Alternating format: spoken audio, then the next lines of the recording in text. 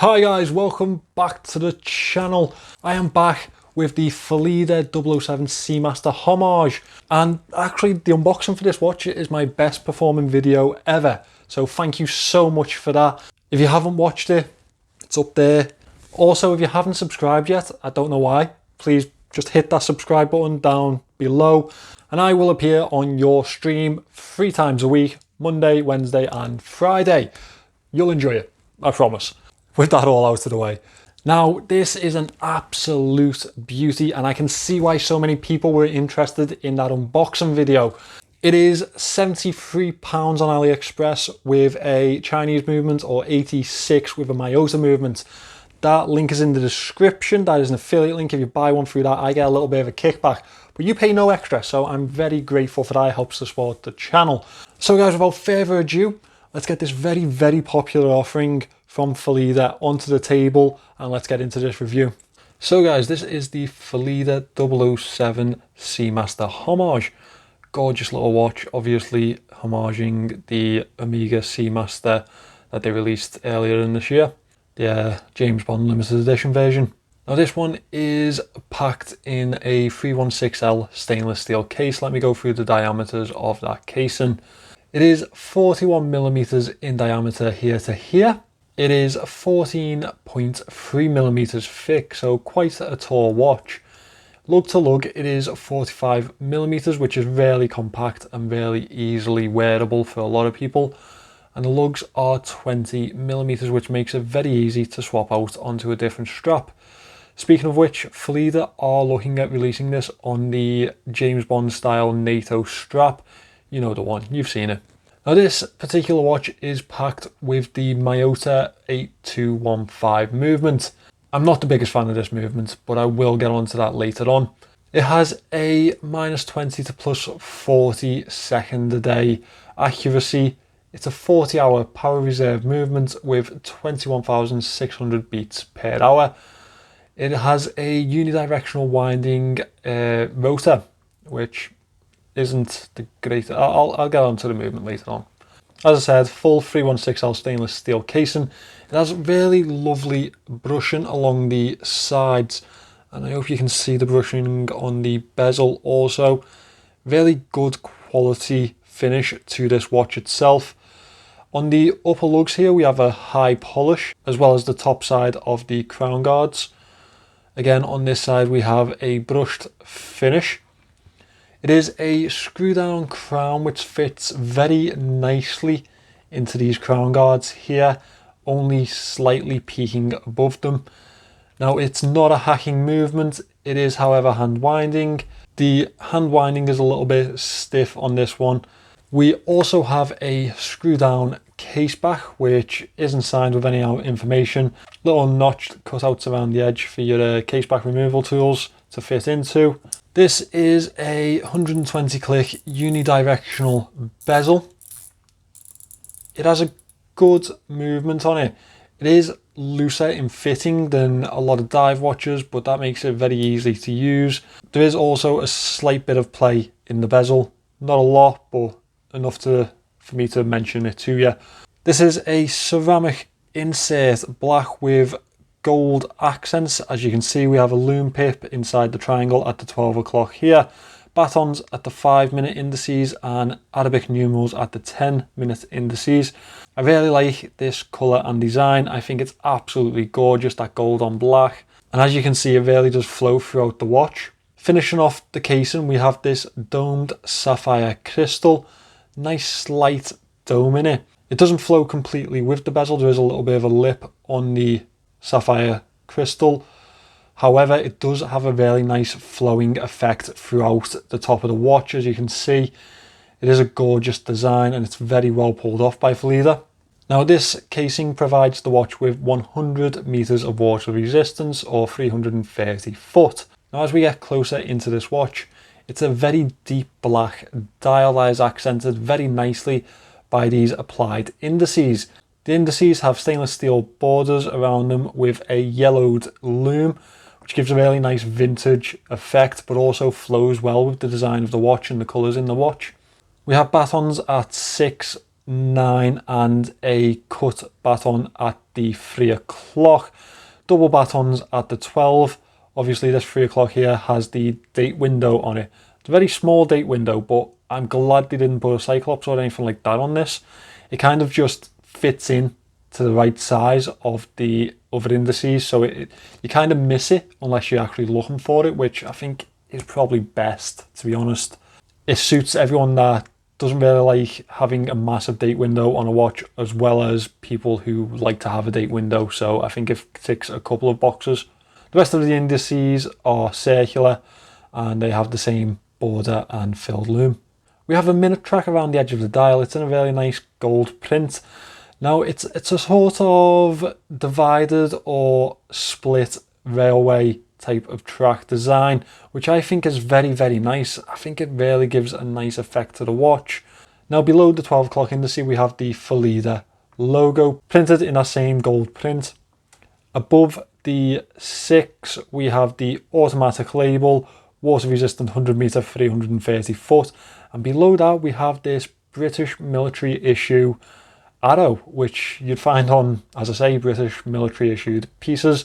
Omega were a company that issued military watches. Obviously Phylida are just taking that design. They are not a company that will issue any sort of British watch or any sort of British military watch, but it is nice that they have taken that into the design to make this a full homage to the Omega Seamaster that we are referencing. Now this handset is skeletonized. It's in a really large sword style handset, the same type of style that you'll find on a Seamaster.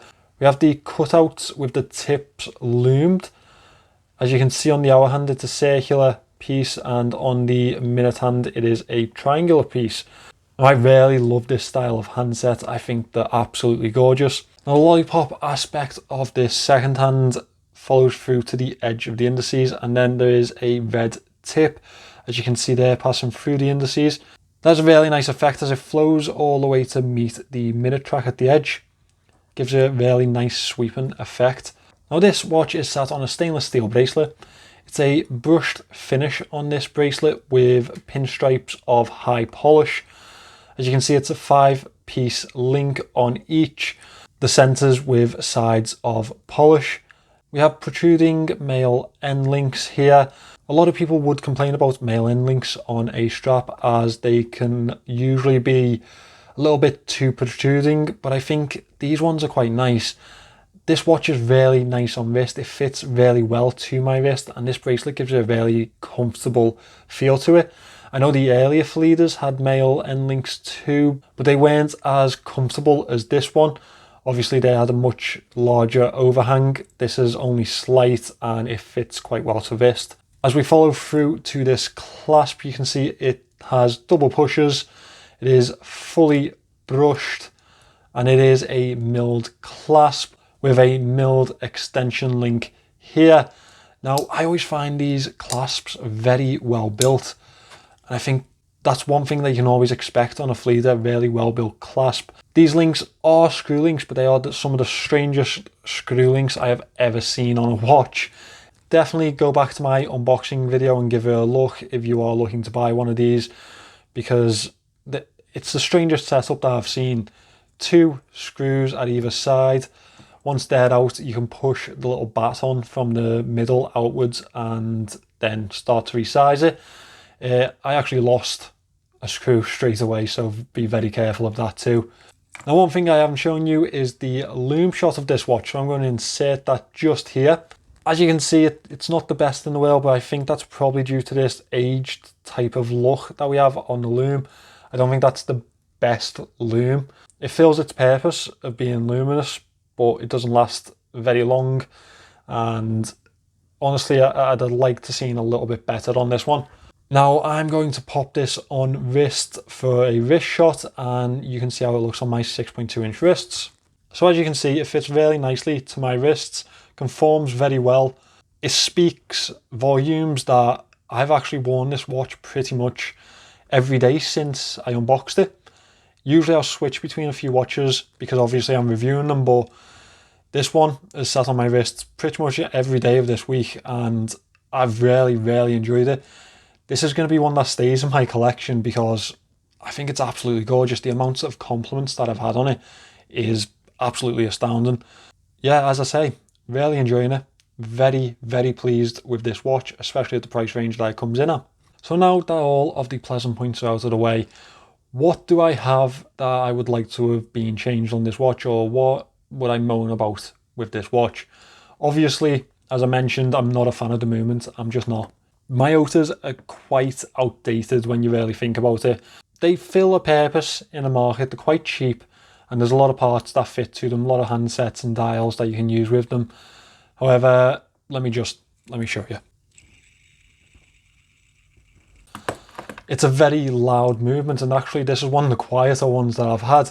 So another thing with the Myota movement is that it's a unidirectional rotor on the rear of it, which again, it just doesn't suit the modern day expectations of a movement.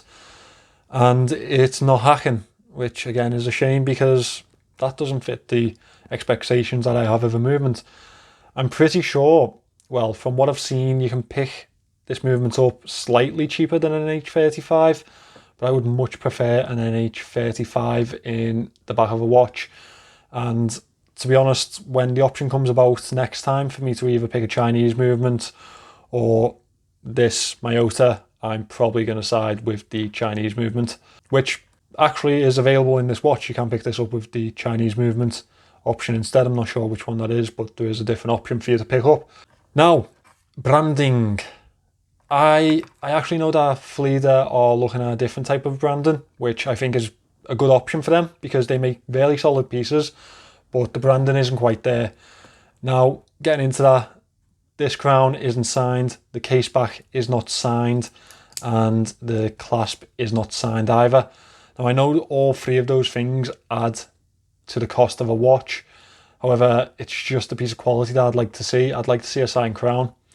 I'd like to at least see some information on the back of a case back, and I'd love to see one of these really substantially built clasps with a Phylida logo or whatever they choose to go with type of logo on the clasp. I think that's the next step that really they need to make as a company to really push into the market, because they are making beautiful watches. They're making brilliant watches. I enjoy getting a Phylida in every time I get it in.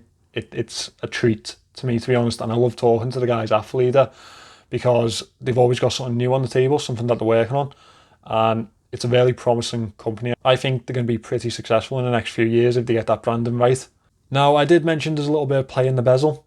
It's not a substantial amount, but it is there, and not everyone will be happy about these male end links. As I say, they do fit quite nicely to wrist, but I know some people will moan about them, so I'm going to throw that in there. One big moan that everyone will have is this here crown. Now, it's a screw-in crown, however, it has no function. Obviously, on a Seamaster, this would be the helium release valve, but yeah, this is just for aesthetics, I guess, to fill the look of a Seamaster. Now, personally, I would prefer to have that and it not be functional than not to have it, because I think it's a nice little, a nice effect. It fulfills that homage type of look, but I know not everyone is going to be happy about seeing that on there. That is what it is. Overall, I think this is a gorgeous watch. I think a lot of people are going to be interested in this, and rightfully so. I mean, as soon as I saw it, I knew that I needed to have one. So I know a lot of other people will be in the same boat as me. They are going to release one on a NATO strap in a week or so, I believe. So if that's an option that you're looking for, maybe have a look at that. Otherwise, my affiliate link is in the description. If you could use that, it'd be a great help to the channel. So by now, you know that these are all my honest opinions. I don't lie to you. I tell you what I think in these videos, and I'm never just going to try and sell you a watch because it'll get me a couple of quid on Aliexpress as affiliate links. It's not worth it to me. It's not worth the loss of trust between myself and my audience. So when I tell you that I've worn this every day this week and I have enjoyed every single second of it, and I think it's possibly the most beautiful watch that I picked up on Aliexpress this year, I'm not lying. That's exactly what I think of it. It's absolutely gorgeous. I wish that it didn't have that Myota movement in it. I wish it was an NH35 or any other offering that doesn't have this bloody racket in the back of it. That's my biggest setback. If you wanted to pick one of these up, they are available through Phylida's store on Aliexpress. My link is in the description. Please head over there and buy it through that. It helps my channel a great deal. It helps me to buy more watches to review for you guys. If you haven't already subscribed, please subscribe now. I would appreciate that greatly. Thank you for watching this, guys. I'll see you in the next one.